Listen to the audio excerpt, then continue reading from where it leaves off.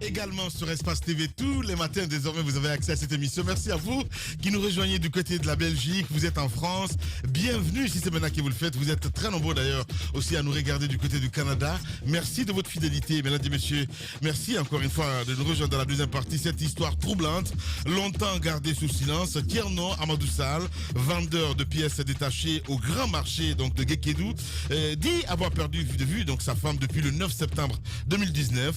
Sa femme, une jeune dame, mère de tout petit, venait donc de rentrer de la capitale Conakry. Elle a été aperçue pour la dernière fois donc sur la nationale Guékédou Macenta, dans un quartier excentrique de la ville. Depuis, elle a pu parler à son mari via des numéros étrangers.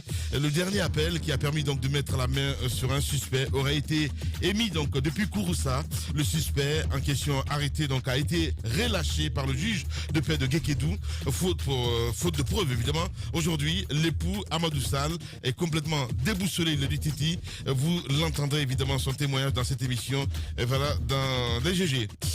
La Guinée accueille cette semaine l'Assemblée générale donc de l'Union des conseils économiques et sociaux donc des pays, des États membres de la francophonie. Plusieurs invités donc de haut rang sont attendus donc à Conakry à cette occasion. De quoi sera-t-il question à l'occasion de cette Assemblée générale?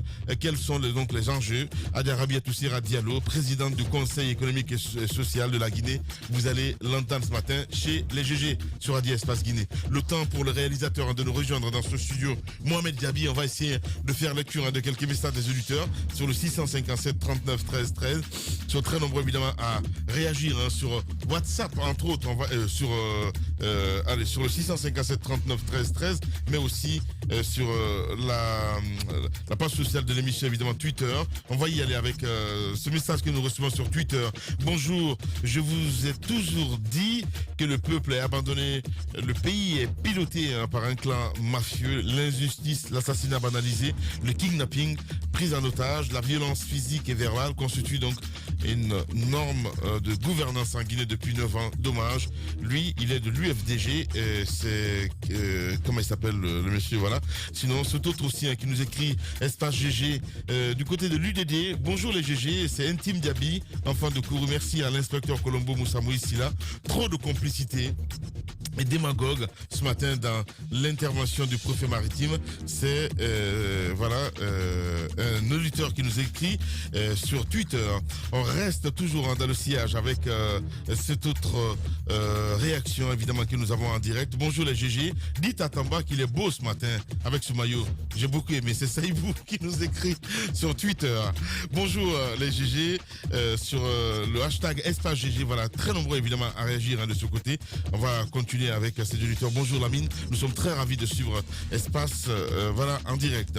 Allez, on va continuer à Bakar. On a écouté l'avocat. Je pense que c'est la messe est dite. C'est vrai que il faut patienter pour savoir peut-être est-ce qu'il y a une version des faits à confier, à verser dans ce dossier de la part de ceux qui sont mis en cause. Mais je pense que on a bien suivi les explications de l'avocat maître Moussa Sidibé.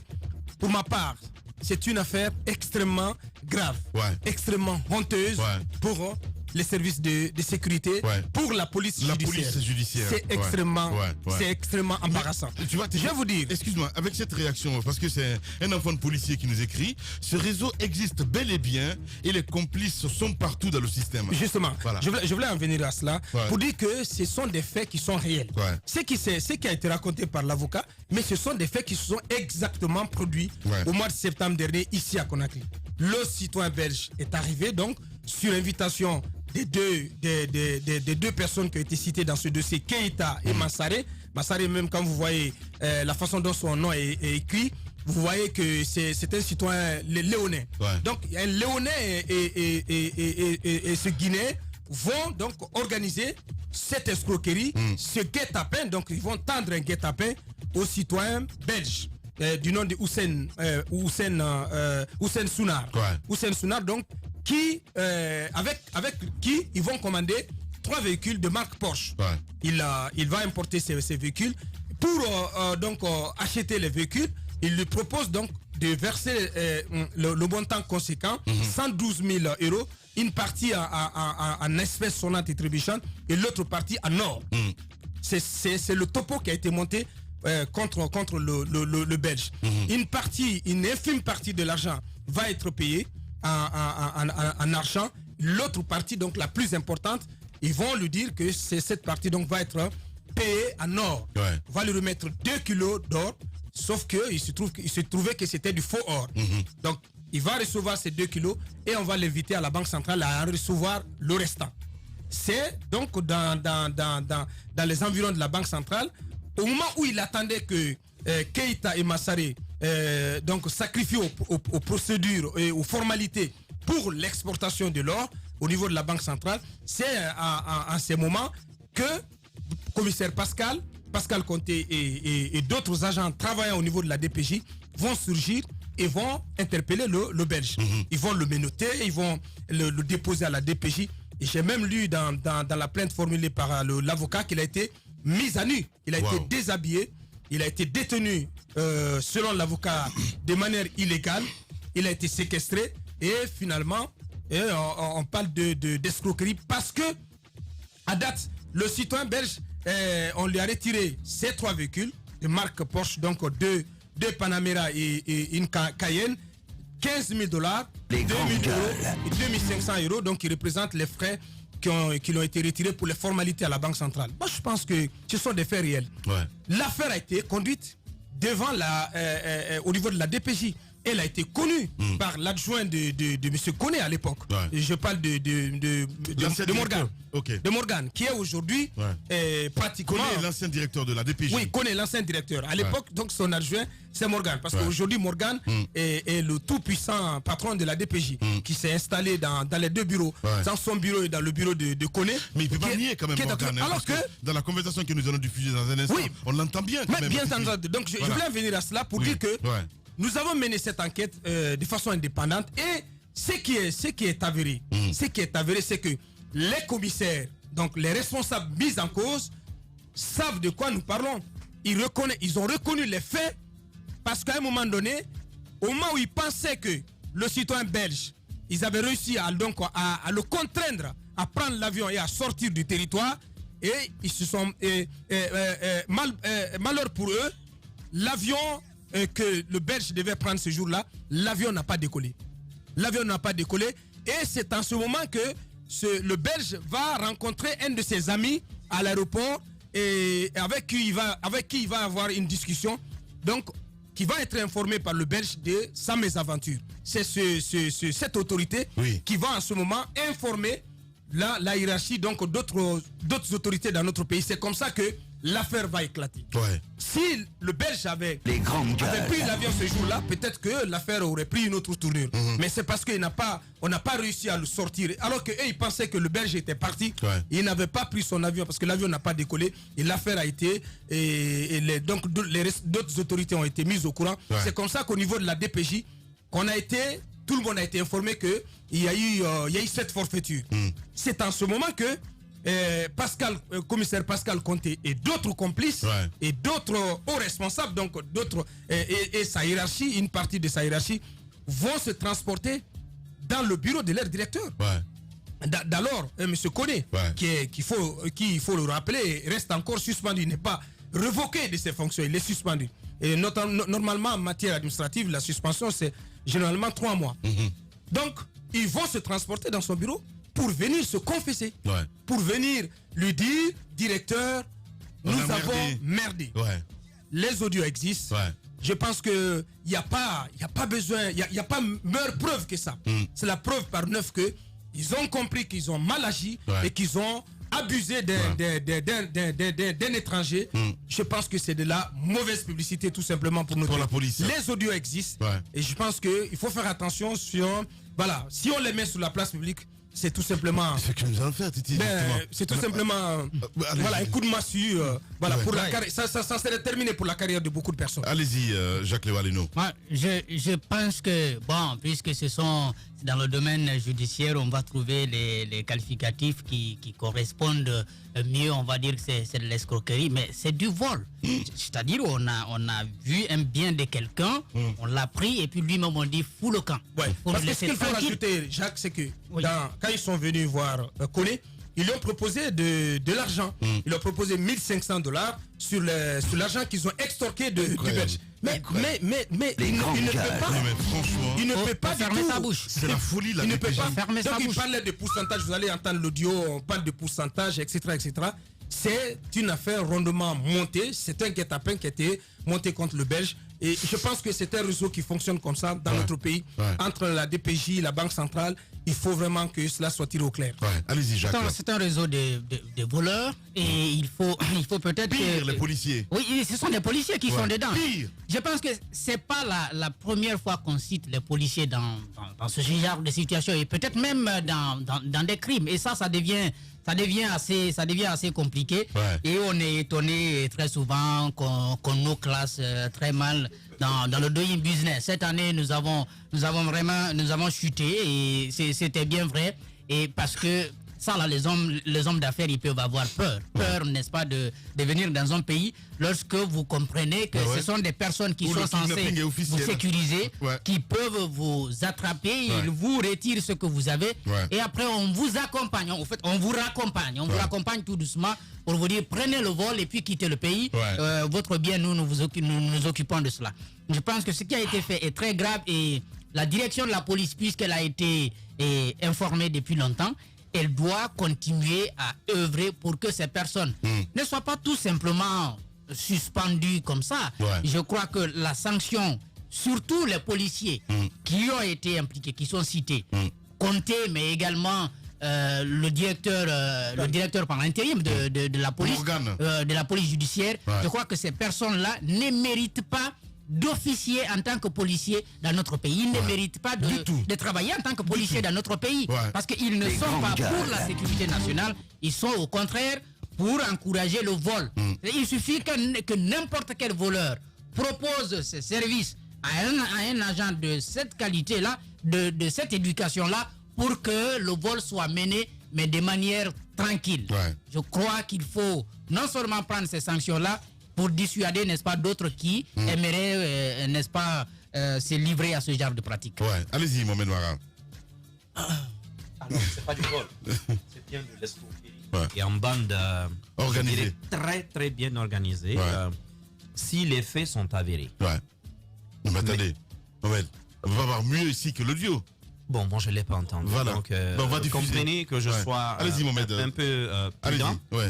Mais si les faits sont avérés, je pense qu'il va falloir en fait une sanction. Mais il est sonné en fait. Je comprends. Non, mais parce que vous savez, nous savons pas mal de situations. Je sais que c'est pas une première. Vous vous rappelez l'affaire assez rocambolesque autour de la fermeture de l'usine de cajou ici. Les montants là, c'était dans une autre proportion. C'est une habitude à la gendarmerie et à la police. Nous, les journalistes, nous savons, il y a pas mal de dossiers comme ça qui nous arrivent. Parfois, quand vous commencez à creuser, c'est une nébuleuse. Je sais pourquoi j'ai posé la question sur la Banque centrale. Mais ce qui m'étonne, la plainte, elle date de quand? Aboubacar, vous qui avez... de septembre. Qu'est-ce que le parquet attend encore? Justement. Ça veut dire qu'il y a des complicités au plus haut niveau. Et ces gens-là... Peut-être même le procureur est impliqué. Et ces gens-là relèvent du parquet, c'est la police judiciaire. Ne l'oublions pas. Ils relèvent de ce même parquet. Ce sont ces personnes-là qui sont chargées d'instruire. Extraordinaire. L'avocat m'a appris que l'affaire est instruite et confiée à un juge d'instruction au niveau du tribunal de première instance. Et je vais vous dire pourquoi ça va coïncider. Les procureurs auront peur de sanctionner ces policiers qui, pour la plupart, sont des personnes qui couvrent leur propre forfaiture dans les dossiers lorsqu'on parle de corruption dans le système judiciaire. Ce sont souvent leurs bras armés. C'est de cela qu'il s'agit. Aujourd'hui, on parle de commissaire Conté et je ne sais pas de qui d'autre. Mais vous avez oublié que ces deux-là, ce monsieur-là, lui seul n'est pas allé arrêter ces individus. Qui l'a mis au contact des escrocs? Comment est-ce que les policiers peuvent se retrouver de connivence avec des escrocs? En fait, c'est comme les réseaux de prostitution à Conakry. Vous savez, ces filles, parfois, qui vous supplient de les prendre à bord de votre véhicule parce qu'il n'y a pas de voiture en ville, il n'y a pas de taxi.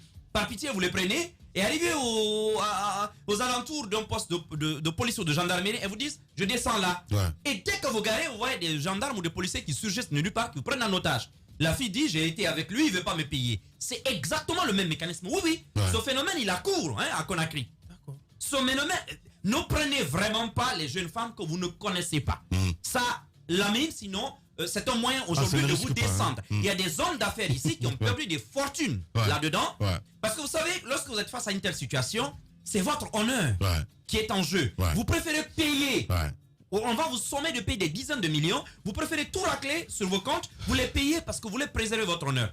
Une jeune femme, vous voyez, avec la démarche intelligente 2.0 qui vous accuse avec des policiers parce que vous êtes allé avec elle, elle est protégée par le système. Vous faites quoi?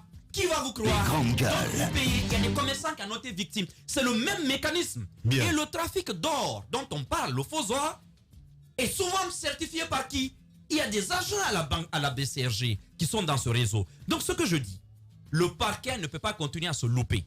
Si le système est lourd, moi je conseille à cet avocat assigner l'État guinéen en justice. Les grandes gueules. Parce que attention, les policiers sont des fonctionnaires. C'est des agents publics. Donc assigner l'État, l'État sera obligé non seulement de payer, de rembourser, mais aussi de se retourner contre ses propres agents véreux. Parce que ça, c'est une nébuleuse. Et je pense même qu'il y a une question de sécurité là-dedans.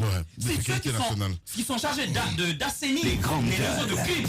Eux-mêmes trempent dans les opérations criminelles. C'est quand même extrêmement grave cette histoire. Bien, allez-y Tamba. Alors, moi en écoutant l'avocat ce matin, ce qui a attiré mon attention, c'est le process qu'il y a dedans. En fait, voyez bien l'intelligence ils sont très intelligents ces gens. Voyez le message qu'on veut. En fait, la guerre, c'est d'abord celui d'un message. On veut faire avoir aux Belges et à tous les autres qui se font avoir comme ça, on veut leur faire avoir une perception de l'État guinéen. C'est ça. On te prend, on vient avec toi. Des éléments de l'État. Parce qu'il y a quand même quelqu'un qui a un uniforme, c'est la police et la police judiciaire. On vient avec toi. Les grandes gueules. Et puis on te met la main dessus. Mais ce n'est pas pour rien qu'on le déshabille. Ce n'est pas pour rien. On veut le mettre dans une sorte de traumatisme. Pour que quand on dise désormais, même quand il dort, quand il rêve, il entend Guinée, il se réveille en sursaut. Pour lui faire oublier son argent et pour lui faire préférer sa vie. Parce qu'en fait c'est ça. Si l'État peut se permettre de devenir une sorte de hors-la-loi, dans un contexte, exactement. Mais si c'est oui. Si c'est allez-y. Alors allez-y. Non, merci, allez-y. Merci Mara de porter plus justement le terme que je voulais éviter. Alors donc, vous voyez un peu, c'est la terminologie. Ce monsieur-là, le sacré, c'est le voyou. Ce monsieur-là, voilà. Les grands gars. Chez nous, ça veut dire voyou. Voilà. Ce monsieur-là, de la Belgique, même si on lui dit, hey, l'État guinéen t'a choisi pour que tu sois le fournisseur de tous ces véhicules. Même aux enseignants de Aboubakar Souma, on dit c'est toi qui vas donner des voitures à eux tous. Il ne viendra plus en Guinée. Et pour le faire revenir dans le cadre de ce procès, moi je suis en train de voir que l'avocat, il va en avoir des fiers. Parce que ça va pas être facile de dire à quelqu'un comme ça, reviens dans un pays où tu as tes biens, mais où tu te fais avoir, tu te fais massacrer, tu te fais malmener, et où un simple policier peut venir te dire, sors du territoire guinéen. On le prend, on dit, bon, tu vas sortir du territoire guinéen. Le dernier élément que je veux souligner avec ça, faut pas qu'on pense que on le fait pour soi-même. Ou ce qui est en train de se faire, c'est que ce Belge-là, comme il a parlé à l'aéroport, il va en parler à des instances plus indiquées. Il va pas se taire là-dessus. Et ce que ça fait pour la Guinée est totalement, si vous voulez, négatif. Sur l'image de la Guinée, Jacques parlait du doing business, mais ce que ça fait, c'est que même la fréquentabilité du territoire guinéen va être totalement hypothéquée.